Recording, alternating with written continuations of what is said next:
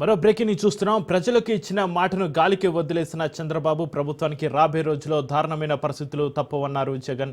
2014-19 మధ్య జగన్ 1.0 ప్రభుత్వం నడిచిందని, ఆ టైంలో చరిత్రలో ఎప్పుడూ చూడని విధంగా పాలన సాగిందన్నారు.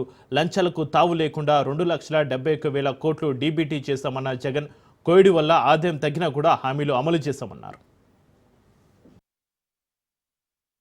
సూపర్ 6 గాలికి ఎగిరిపోయింది, సూపర్ 7 గాలికి ఎగిరిపోయింది. ఎన్నికలప్పుడు చెప్పిన మేనిఫెస్టో చెత్తబుట్టలోకి వెళ్ళిపోయింది. ప్రజలకు ఇచ్చిన మాటలు మోసాలుగా తేలిపోయాయి. వ్యవస్థలన్నీ కూడా, ఇప్పుడు నేను చెప్పిన వ్యవస్థలన్నీ కూడా, విద్య, వైద్యం, వ్యవసాయం, గవర్నెన్స్, అన్ని వ్యవస్థలు కూడా తిరోగమనంలో కనిపిస్తూ ఉన్నాయి.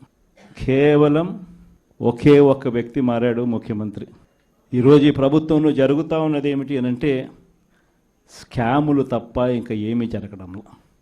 ఎందుకు వీళ్ళంతా అధికారంలో ఉన్నారు అనంటే వీళ్ళకే తెలియదు ఎందుకు అధికారంలో ఉన్నారని. ఒకే ఒక కారణం వీళ్ళంతా అధికారంలో ఉండడానికి: దోచుకోవడం, దోచుకున్నది పంచుకొని తినుకోవడం. ఇది తప్ప ఇంకేమైనా కనిపిస్తూ ఉందా? ప్రతి విషయంలోనూ స్కామ్.